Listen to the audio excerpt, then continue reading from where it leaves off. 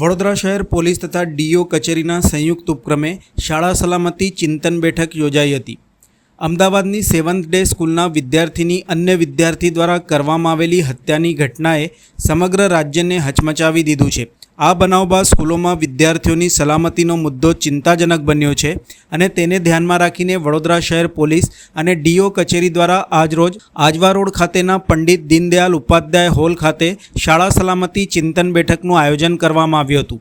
બપોરના યોજાયેલ શાળા સલામતી ચિંતન બેઠકમાં વડોદરા શહેર police commissioner Narasimha Kumar, DEO Mahesh Pandey, શાળાના ટ્રસ્ટીઓ, આચાર્યો, શિક્ષકો, સિક્યુરિટી એજન્સીના પ્રતિનિધિઓ, વાલી મંડળના પ્રતિનિધિઓ, સ્કૂલ બસ ઓપરેટર ઉપસ્થિત રહ્યા હતા।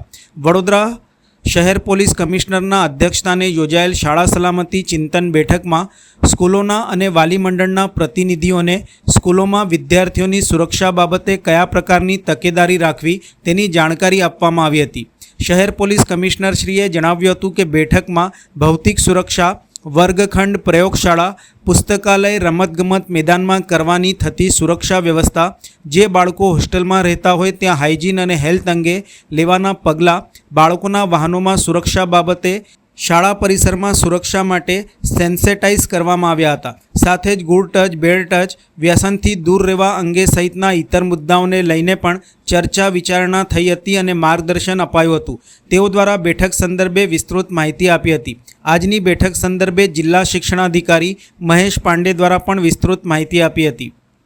શાળા બાળકોના સલામતી અંગે ડિસ્ટ્રિક્ટ એજ્યુકેશન ઓફિસર, એમના ટીમ, સ્કૂલ મેનેજમેન્ટ, શાળાના આચાર્યશ્રીઓ, teachers, school bus operators, private security guards જેઓ સ્કૂલમાં ફરજ બજાવે છે, એવા તમામ સ્ટેક હોલ્ડરો સાથે એક સંવાદનો કાર્યક્રમ રાખ્યો હતો, જેમાં એમના ભૌતિક સુરક્ષા, ક્લાસરૂમ, લેબોરેટરી, લાઇબ્રેરી, પ્લેગ્રાઉન્ડ વગેરેમાં કરવાની થતી કેટલાક પ્રકારની સુરક્ષા વ્યવસ્થાઓ, એમના જે મિડ ડે મીલ કે ડે બોર્ડિંગ સ્કૂલ હોય તો હાઇજીન અને હેલ્થ અંગે લેવાની પગલાઓ, સાથે સાથે ટ્રાન્સપોર્ટેશન, જ્યારે બાળકો ઘરથી નીકળીને સ્કૂલ આવે ને સ્કૂલથી પરત જાય ત્યારે સ્કૂલ બસ હોય, ઓટો રિક્ષા હોય કે ટેમ્પો હોય, એમના સુરક્ષા અંગે, અને સાથે સાથે સ્કૂલની પરિપ્રેક્ષમાં જે સાયબર બુલિંગ હોય કે અન્ય પ્રકારના જે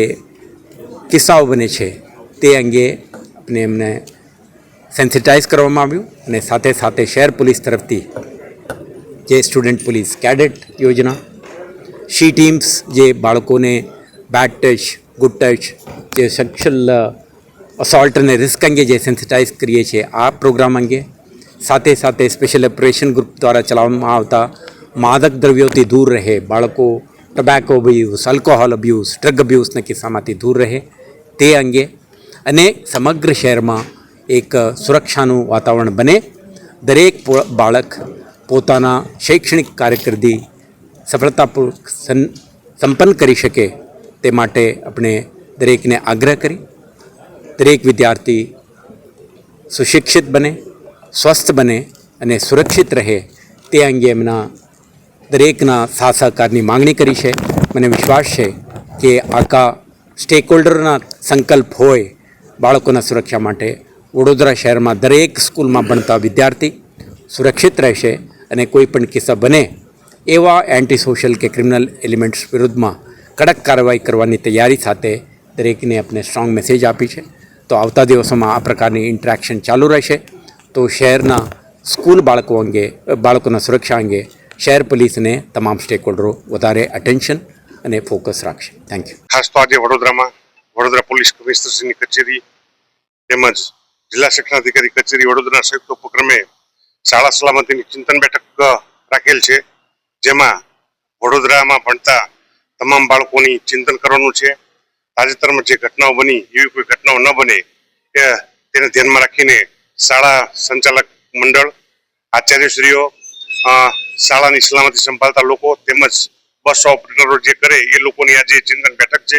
એમાં આપણે કેમ વડોદરાને વધારે સુરક્ષિત રાખી શકાય, અન્ય જિલ્લાઓમાં જે ઘટના બની એવી ઘટના વડોદરામાં ન બનવી જોઈએ, અને ખાસ મારે આપના માધ્યમથી એ જણાવવાનું છે કે વડોદરા જિલ્લો એવો જિલ્લો છે જેને સમગ્ર રાજ્યમાં પ્રથમ પહેલ કરીને એક સમગ્ર ચિંતન શિબિરનું આયોજન કર્યું છે, જેમાં શાળા સલામતી ચિંતન બેઠકનું આયોજન કર્યું છે. Thank you. જય હિન્દ.